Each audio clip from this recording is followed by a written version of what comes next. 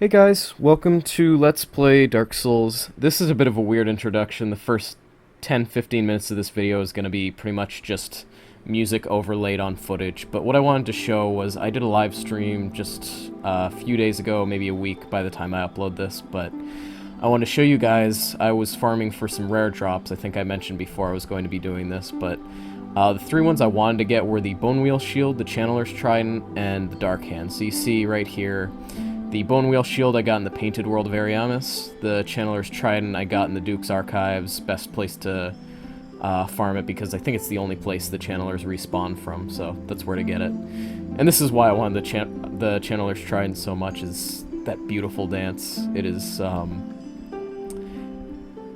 it's like the only reason I get this thing. I do like it as a weapon. I think it's kind of neat, and it does have the multi-hit spinny trident move that the Channelers have, but I mean, it's all about that dance in the end.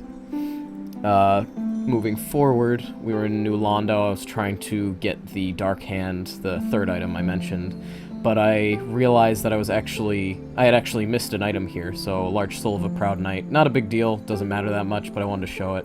It's right before the building that leads to the Fog Gate that leads to the Four Kings, so that's kind of the progression there. It's very near the end of the area, or the boss zone of the area, so... And right here, I get summoned by Brasileiro? I'm not sure, Brasileiro, I guess. But, this beautiful Thunder Thighs man, summoned me from the Painted World of Ariamis, and so I decided to engage in some jolly dragon-headed cooperation. It was a good time. And also, Augusto Rush? Yeah, Augusto Rush is our other friend here.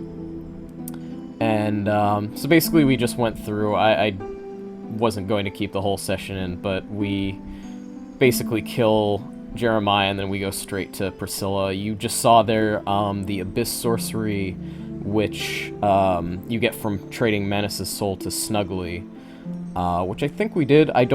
Yeah, we did do it, but I don't remember for the life of me what the sorcery's name is. I think it's like Allure or something. But you see here we're fighting Priscilla. I kind of swing blindly there. I'm not sure why, but I do. And yeah, you see how ridiculous the damage we're all doing collectively is. And I think the Abyss Sorcerer right there finished her off, so... It's almost... I feel almost bad because of how ridiculous that was. But you see, for a successful session of Jolly Cooperation, we get a Sunlight Medal. And that's just a little bit of co-op. I'll probably do some more co-op footage for the New Game Plus videos, but that was just a little sample. Then right here, I just want to show you guys, I used a bunch of our excess Twinkling Titanite. For whatever reason on the Jagged Ghost Blade, I'm not sure why I went with that one of all weapons, but I guess, you know, maybe might come in handy at some point. And then the other one we got was the Silver Knight Shield, which has really nice stability, one of the best normal shields in the game. And we went from probably like high 50s, maybe low 60s, to mid 70s, like 75 around. And right here we invade Zhao for, I think it's Zhao, I don't know if I'm pronouncing that right, I'm probably not. But actually in both these situations I was trying to get connected to Psychro, who was on the live stream with me, along with Galgod3 and Link to Link Gamer, all friends of mine. You can probably check out the archive, it was really some silly stuff, but we had fun. I just wanted to mute it out because I didn't want to be talking over our commentary from last night, so that's why we're just listening to music replaced over this. But Zhao and I had a really good match of PvP here. Some really good exchanges. I'm a little clumsy. This is the first PvP I've done in a long time, so apologies if it's very sloppy, but you kind of get the idea here. PvP is a lot about the ebb and flow. Just like I said with, I mean, since we're right near the area, the fight with Artorias, I love that fight because it feels like a duel. And PvP is a little more hectic, but I think it assumes a lot of the same sort of rules that the Artorias fight does. It's a lot about drawing your opponent out and counterattacking, knowing when to move in, when not to. I think you have a lot more offensive freedom when it's player versus player, but overall, it's just a good time. The only thing is, at this point in the game, you have very high damage output, so just a few hits on either side will kill the other party. So you got to be very cautious. It's all about just getting that single hit in, because that's what'll get you the win in the end. But you got to be cautious about it. So here I'm trying to kick away their shield. I pull out Black Flame again. I actually break their guard with it, but I'm a little too dodgy, so I don't follow up with a counterattack. Might have been able to, might not have. They might have dodged out of the way. Might have even been bad for me if I did that, but either way, things work out in this fight, and yeah, it was really fun. But you can see this person is wearing, Zhao is wearing Gwendolyn's armor set. Oh, there they go. That felt like kind of an illegitimate win, because they totally dodged out of the way and then got hit by it. That's something weird about just general latency in Dark Souls PvP. Sometimes you hit with things you didn't think that you deserved to hit, and sometimes vice versa, you get hit by things you swore you dodged. But that's kind of how it goes. But yeah, Zhao was very nicely set out as a faith-based character. We had a good fight. It was a good match, but in the end I was able to get that final swing in, even if it was totally, like, didn't look like it hit at all, didn't look like it connected. And so that was the longest PvP fight. We don't have to worry about length after this point, because the next two fights are pretty short. We enter the world of Fludio, or Fludio, I'm not sure, but wave to him and start the fight right off. So get that Sunlight Blade applied. Sorry, I'm not good at play-by-plays of PvP. It's not my calling, I'll say that for sure, but get a nice hit in. We do a lot of exchanges like that where he starts to attack, but I preemptively start my swing and end up getting the hit in before he can hit me. Right there was a really nice follow-up. I missed the first shot, I whiffed it, but then I followed up in just the right timing. Or maybe, I don't know, he hesitated, but... So we snag him with that last shot, and really quick match. So you can see how quick these fights can go. I finish off with a bit of Dragon Breath. And I think this is the last one. We actually get summoned by Fludio again.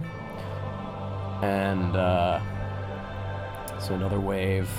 And something funny happens during this fight. We start off and we're gonna do a normal duel once more. I'm actually not sure what he ate there, if that was maybe a green blossom, or... It doesn't look like the effect you would have if you got a green blossom. Psychro said that he thought it was maybe Transient Curse, but you actually kneel down and pray for Transient Curse, so I'm not sure what he consumed there. Probably something to help him out in the fight regardless, but...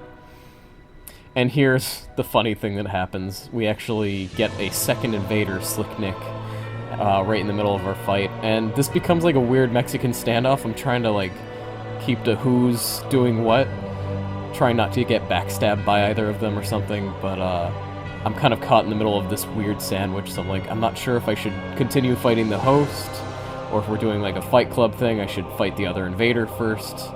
I feel kind of like, he was swinging at me, so I'm not sure if he was just trying to keep me away and make me fight the invader first or whatever, but I wasn't aware if this was a Fight Club or not. It seemed pretty impromptu, and we were all kind of reacting in a weird way, but I decided to fight the invader at this point and got immediately destroyed by his great club.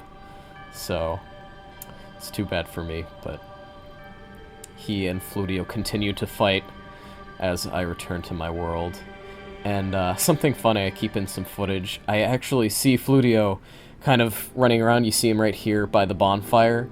I think he's still kind of like running around fighting Slick Nick. And then right here we see him one more time, or at least I think it's him. He was just a phantom right there, kind of the gray phantom. And we see this guy fall. I'm not sure if that was Fludio, but I feel like it may have been. Because, we were kind of the people in the area at the time. And that wasn't very long after I had died, so if their fight extended to any long period, that might have been him. And then one more item I missed, some Twin Humanities. This is off the balcony of the building right by the shortcut back up to the first part of Ulysseal Township. So it's the building with two sorcerers, a bunch of the lesser Ulysseal Abyss guards, and trying to give you like a general idea of where it was.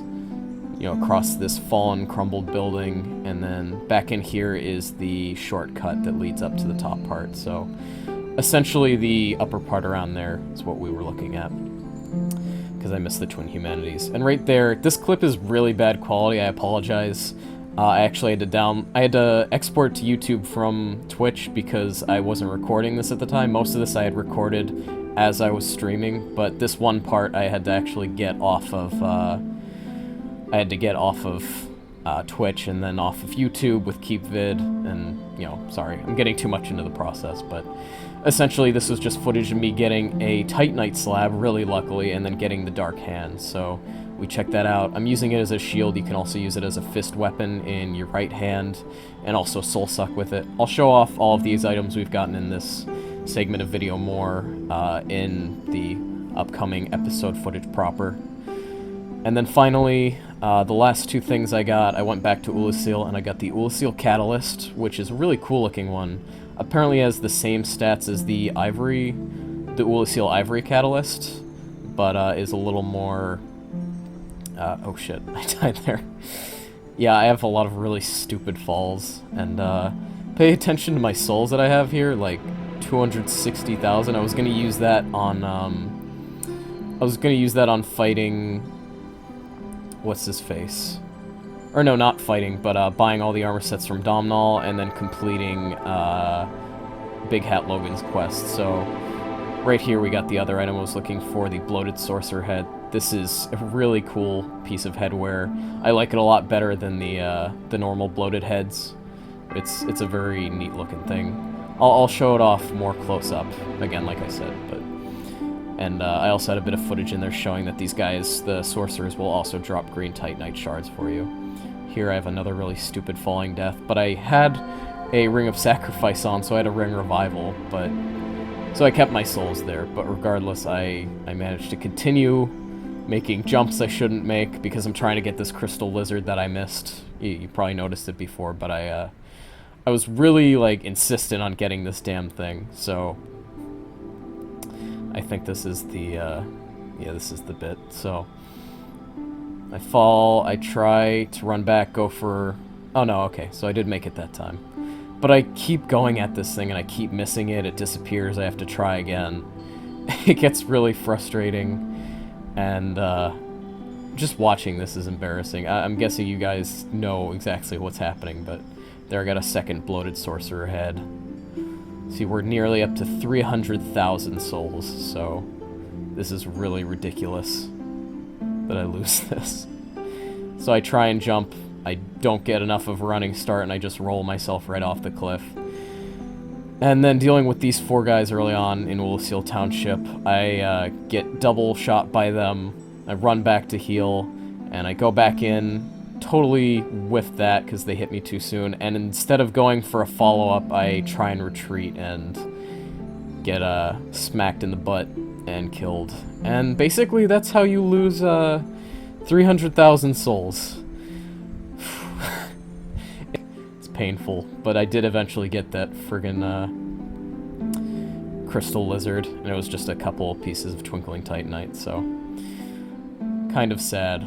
But Psycho gave me this helpful suggestion. He said to go back to the Painted World of Ariamis, equip the Symbol of Avarice and the Silver Serpent Ring, which, if you remember, each of these gives you increased soul drop.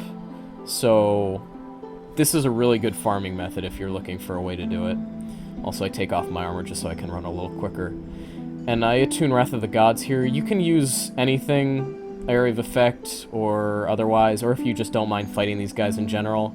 If you have like Great Scythe that has a really nice sweep to it that can kill these guys in just great droves, but Wrath of the Gods is a really consistent way to do that. And right here we see their two drops, spears and large leather shields, I believe. That's all they drop, so really there's no point to even pick up their loot. And right here later on you see I'm already back to 247,000 souls. Now 280, and I got a second bone wheel shield in that little clip. That's why I want to put that in. So now we have double bone wheel shields, which is kind of hilarious. And finishing off, we pretty much end up with what we had lost previously. And you see, this really is a great run if you're looking for souls, like upwards of 15k per run. So it's really, really nice, very highly recommended. Essentially, I think I leave here with like over 300,000 souls. So in the end, I come back out here, and next time we'll be buying out all of Domhnall's armors, or not next time, but continuing on with this episode, we'll be buying out all of his armors, and then we'll be buying all of Big Hat Logan's sorceries. So, sorry this has been such a long ordeal, but that's essentially everything from the live stream that was important. Let's get on with the episode proper. Okay. Hello everyone, and welcome back to Let's Play Dark Souls. Something weird happened to the horror's head. So we're 50 hours in now, according to the playtime, and we're level 90. I don't think I got footage of this when I leveled up. I leveled up during the live stream, but essentially I put vitality up to 26, and I think I raised our endurance. I think it was at like 16. I think we put it to 18. So we really haven't been focusing on that very much at all. I just figured it'd be nice to put a little bit extra in there. But we've got things pretty nice and straightened out here, so we did a few things, as you saw in the stream footage that I did capture. So I want to go over the things that we got. First off, the bloated sorcerer head right here. The head of an Ulasil resident whose humanity went wild after being devoured by the Dark of Manus, Father of the Abyss. The bloated head is fissured, the cracks lined with innumerable tiny red eyeballs and accented by protruding brain parts. It is lightly enchanted, suggesting it may have belonged to a sorcerer. Now, if you take a closer look at this thing, you can actually see the skull, possibly. It almost looks like this line of teeth, and then these strange arm-like appendages are bursting out of the mouth. And it's really freaky. And you can kind of see why it looks so strange on the character select screen. That's the only reason I wanted to start the video right there, was because, this is just terrifying. But anyways, so that's that. Let's go to the items that we got. So we got the Channeler's Trident first. The Trident of the Six-Eyed Channelers, sorcerers who serve Seath the Scaleless in collecting human specimens, thrusted in circular motions in a unique martial arts dance that stirs nearby allies into a bloodthirsty frenzy.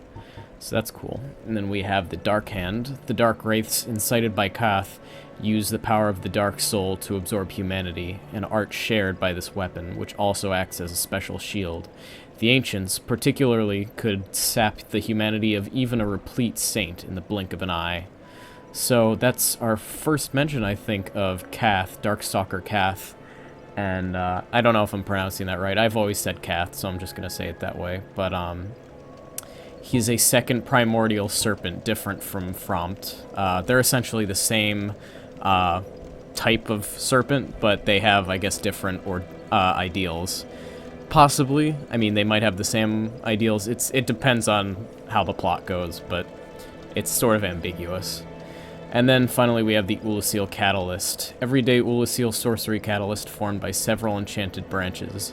Sorcery boosts adjustment, but lost land sorceries are not offensive and attacks are not boosted by intelligence.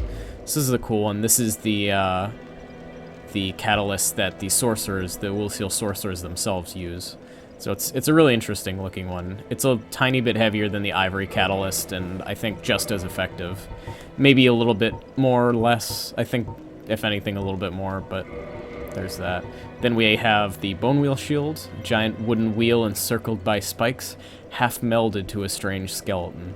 Can be used as a great shield only for the great gaps, but at least the spikes turn into weapons with a good spin. Strange indeed. And since we got two, can have ourselves a fun time just run around with these. I love this shield. It's kind of impractical, but in its own way, it's kind of beautiful. Some people have made builds just entirely around using the shields, and I don't know. They're just a lot of fun. As damage implements, they're pretty silly. See, it's pretty great. Boom. You need to spin them around. So I'm not sure why, but I put on the Calamity Ring. That's the eyeball that's been hovering over our heads, and that's why we're taking a lot of damage from these guys. More than we normally would. So I'm gonna actually take that off now. I don't know why I put it on. It's just one of those things. So let's get that stuff off, and what we're primarily doing this time around is... Oh!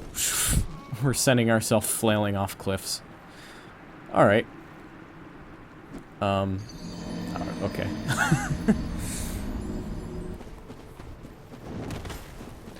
But yeah, as I mentioned, I lost that considerably large amount of souls, the 300,000 before in Ulysseal, and I'd rather not have a repeat, so trying to be a little cautious. But you do see it can be difficult to make that jump. If you accidentally roll, it's not gonna happen. You're gonna fall, so you gotta be very, very wary of that. Now, before we talk to Domhnall, I just want to show you guys. I know I showed in the footage before, but you do get the Dark Hand as sort of this strange, not really physical shield. It's like this. I don't even know how to describe it.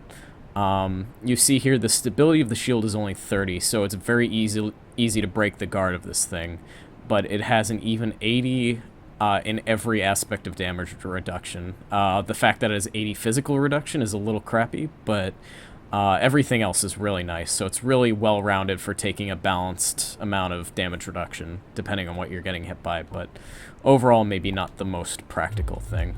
So it looks damn cool, though. Like, I love the look of this thing. And then, of course, if you parry with it, you've just got your bare-fisted parry, which is neat in its own right. But if you wield this thing in your weapon hand, you wield it as a fist weapon. But the real thing of interest is, if you recall the Dark Wraith's special attack, you get that same attack. It's sort of a very slow wind-up grab. And if you grab somebody with it, you can suck the humanity out of them. Domhnall's been sucking plenty of souls out of us over the course of this playthrough. He's about to do it a little bit more, but I think we have our test subject to show this off. And each NPC in the game actually has a unique amount of humanity to give out. Maiden Rhea, for example, I think she has like something like 7 humanity, maybe even more. I think she gave us 7 when she died as a hollow, but you can also get an extra, I think maybe 12 humanity. So you can get a crapload of humanity out of some characters. Domhnall, I don't know how much, but we'll test it out. You can do it more than once, is what I'm saying. Aye, Shemai. I didn't expect to meet anybody here. I suppose great minds think alike, eh? Alright, so Domhnall, we have bought everything from you except for your own armor set. Let's get one of each of these. Actually, I might have bought the helmet before, and then... I don't know. Maybe I didn't. Maybe I did. And then let's buy Gwendolyn's set. So, that's everything. I'm afraid I don't see anything here. Yeah, you say that all the time. Thank you. That was a fine trade. Alright, well, it's been fun dealing with you, Domhnall, all your trading, but... Oop. Oh, he's sitting. This might be a little difficult. Hold on there. What's this about? Now stop that. I'm sorry. Ouch! Okay, let me actually get equipped for this. If we're gonna fight him, I might want to actually have my, my good stuff out. So let's maybe replace Pyromancy Flame with the Dark Hand, and then get our proper Man-Serpent Greatsword out. So... What problem do you have now? There you go. I'm a man of peace. Idiot. Enough of you, I say. Farewell. Alright.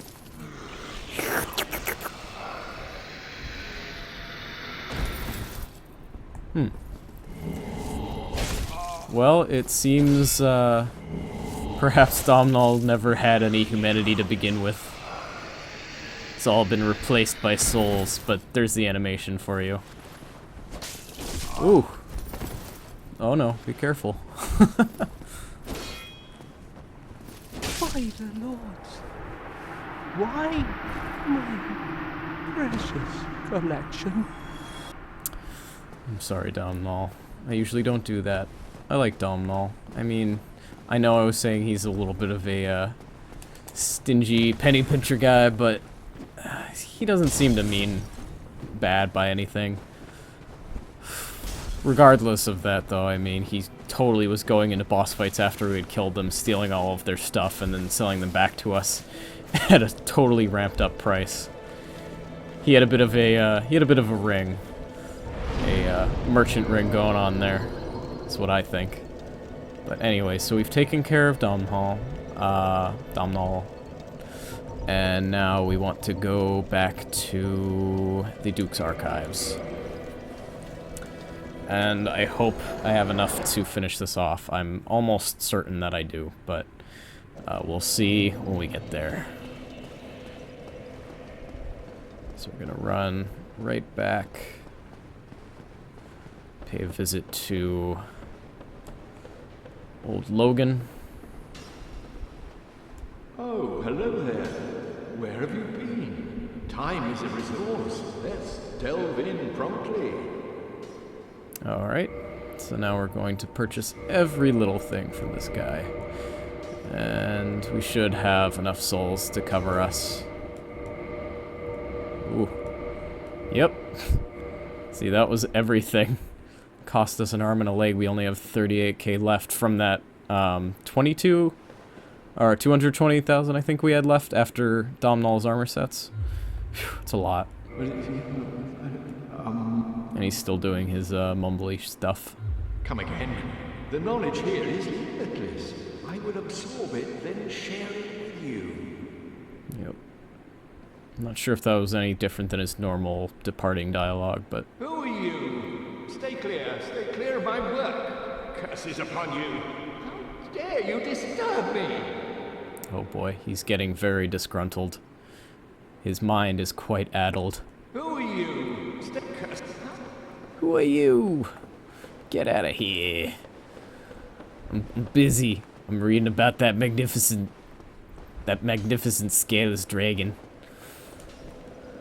Okay, so I'm not sure, but I think if we rest there, he will be gone. We might actually need to teleport out, come back in, but he should leave something behind, actually.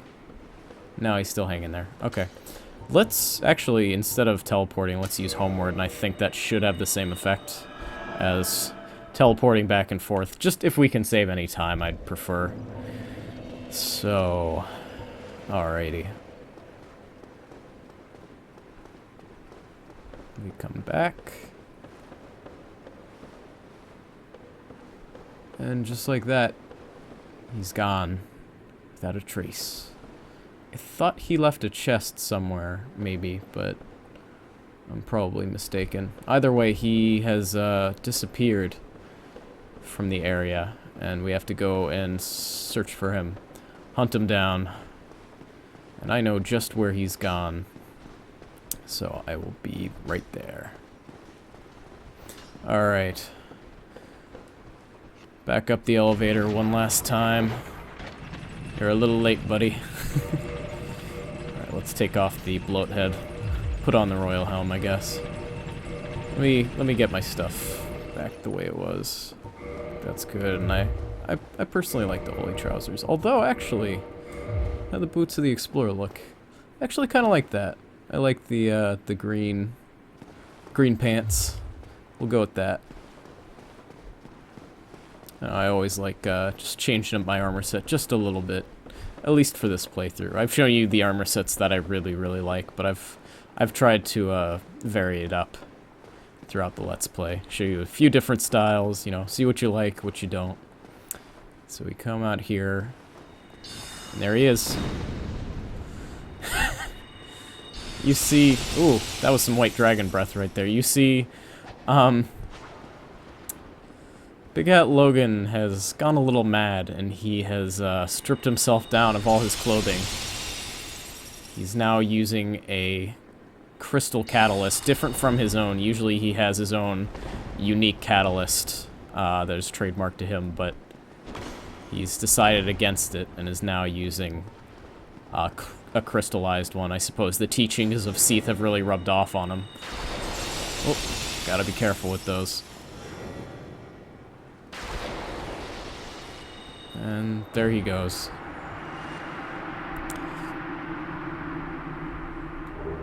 That's the end of his quest line, and you get the sorcery White Dragon Breath, and his big hat, and the tin crystallization catalyst. So if we check all these out, let's find White Dragon Breath. And I think that was all the sorceries. If you go through his quest and you succeed in it, as well as buying all of Grig's stuff and take care of that, I think you should have just about every sorcery in the game by that point. So, White Dragon Breath, sorcery developed by Logan during his infatuation with Seath the Scaleless. Emit crystal breath of Seath the Scaleless. Although it no longer causes curses, what madness caused old Big Hat to appropriate this frightful power of the ancient dragons?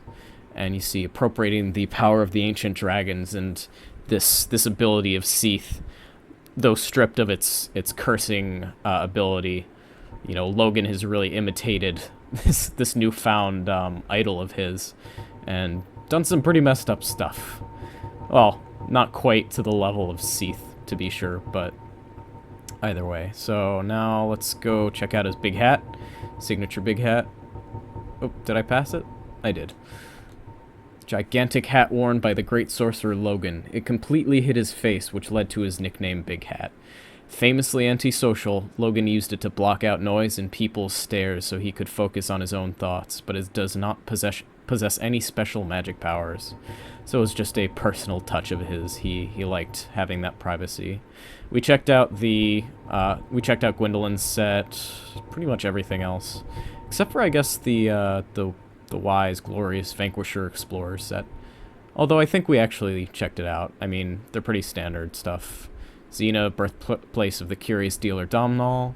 The two horns are believed to symbolize wisdom. The many metals are believed to symbolize glory. The gold bracelets symbolize a vanquisher, and the inlaid silver rings symbolize an explorer. For each piece of the set, they have sort of a special meaning to them. So, oh, and the last thing we didn't check out yet was the catalyst itself, the tin crystallization catalyst. Catalyst imbued with in terrifying crystal magic, used by Logan after his fixation on Seath. Makes all sorceries incredibly powerful, but demands extremely high intelligence from its wielder and halves sorcery usages. So what that means is, obviously, it's got 32 intelligence minimum requirements for its intelligence parameter. That was a little roundabout. But, and the other thing that it says, it halves sorcery usages. So it's incredibly powerful. I think it's one of the best magic adjust catalysts in the game. But because of that, it limits to only so many casts. So basically, if you could normally cast like 16 soul arrows, now you can only cast like 8. So it cuts them in half, makes him more powerful. Now, finally, this chest that he left behind holds a large magic ember, and I think there's one other chest here.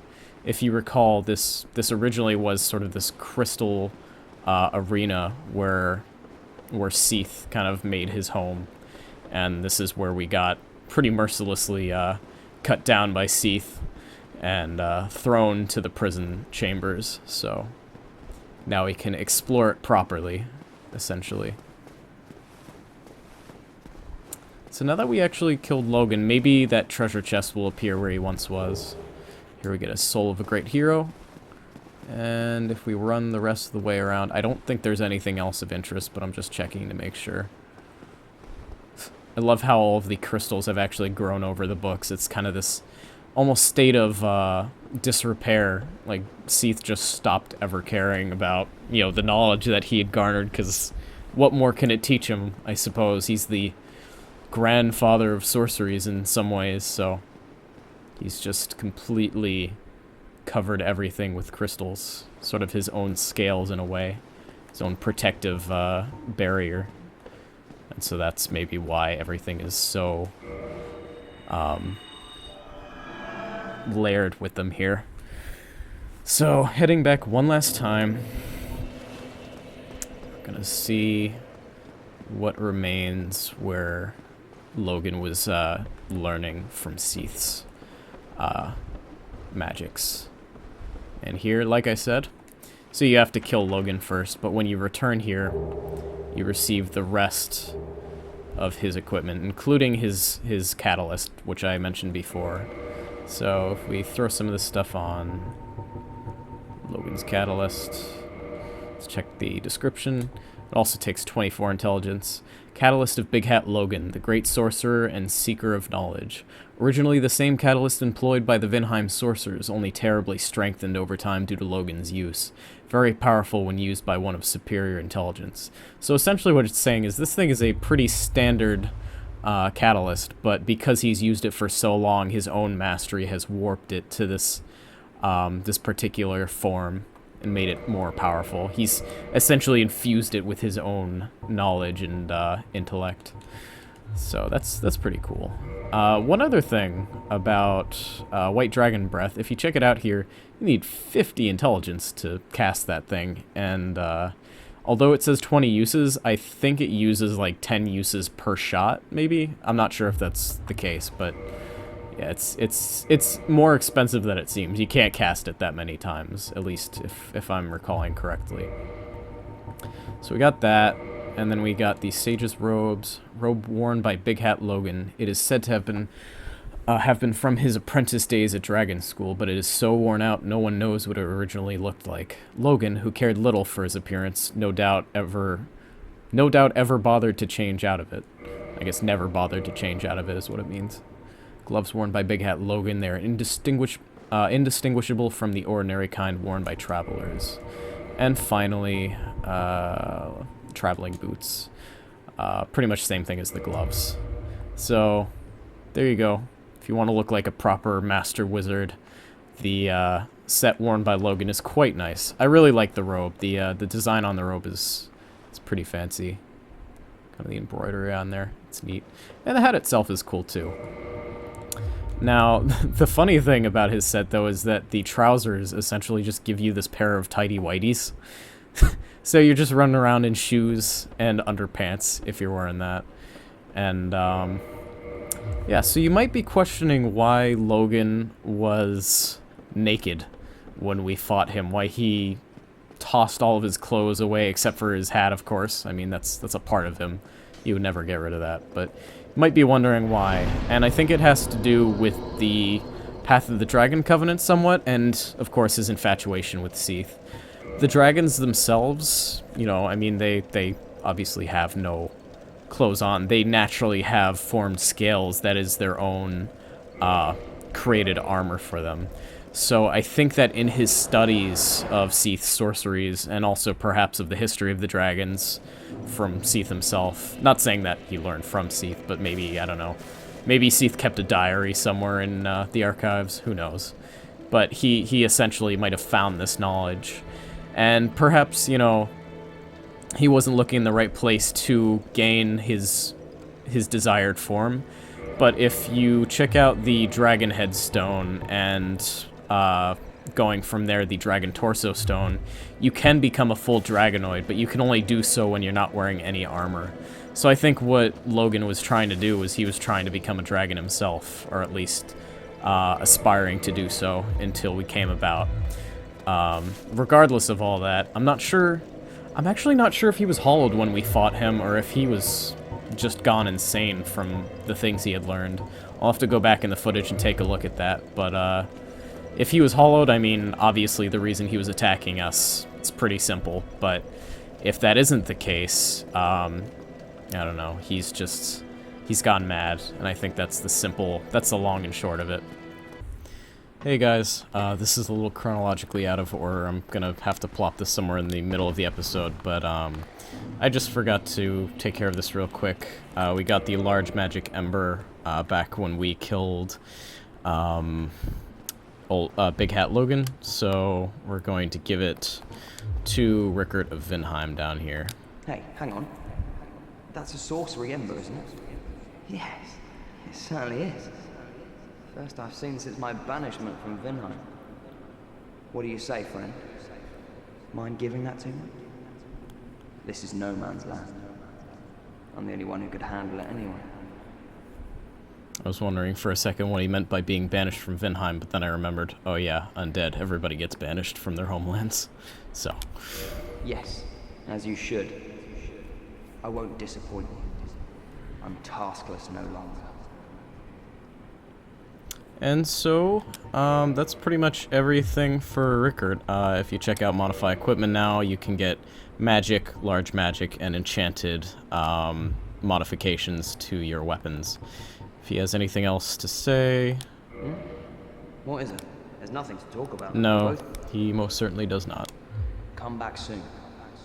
Smithing helps soothe my nerves. Don't let me wither away out of idleness. Now, I am pretty certain that you cannot actually kill Rickard. Like, I think it's impossible without some sort of cheats. Oh. Gone hollow, have you? Never mind. Forget about it. I have nothing more to say. Be gone. Oh, go away. There's nothing here for you. Nothing at all. Wow, that was cold. Impossible. Why didn't I see it? You've gone hollow. Little dance. Okay, so apparently that's not impossible. I wasn't sure. I was asking my friends about it, Psychro, again on the stream from last night, and we were wondering, like, if you can't kill him because he's behind bars, but it seems like you can. And, I guess that's gonna be that, so... On with the episode. So... We have one more quest line to wrap up. This is the one that I always kind of dread, and we're not quite 30 minutes in to this recording, so I'm going to go on ahead and do this now, but I'd like to be properly adorned for the occasion. Yep, there we go. Alright.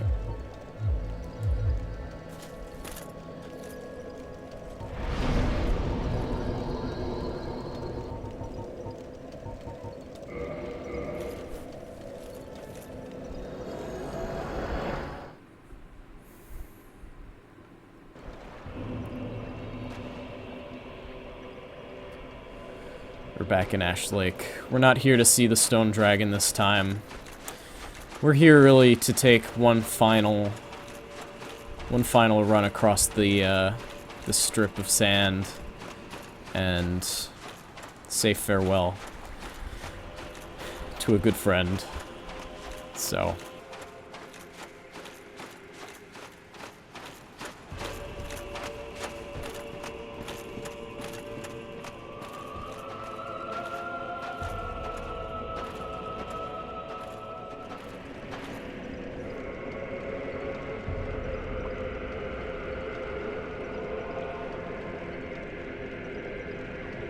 My father, all hollow now. He's been subdued. He will cause no more trouble. It's finally over. I will return to Katerina. You assisted us so greatly. I can hardly return the favor, but please accept this. It's of no use to me now.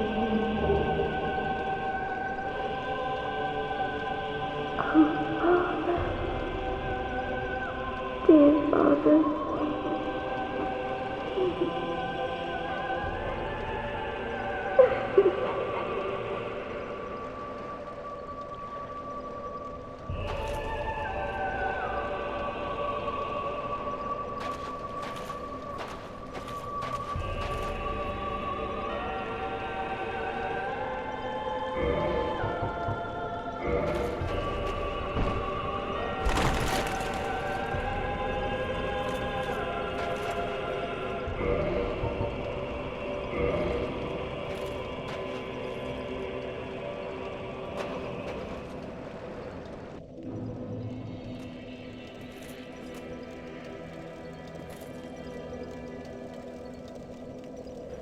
I think if you come back, they're gone from the game, or maybe I'm wrong. But, we did not get the speckled stone plate ring, which usually you would get as a reward for that quest line. I'll just have to show that off another time. Maybe on New Game Plus I'll I'll lead Siegmeyer to an early demise at some point, and that'll happen. But, well, anyways, that's the proper end to his quest. There's not really a better resolution. I mean, there is, but it's essentially not talking to him and keeping him in Firelink Shrine, so that's how it goes, and it's how it's gotta be. So, thank you for watching, everyone. I'm gonna take a moment to think about if there's anything else remaining. I think we've done it all, so this is Endgame, everyone.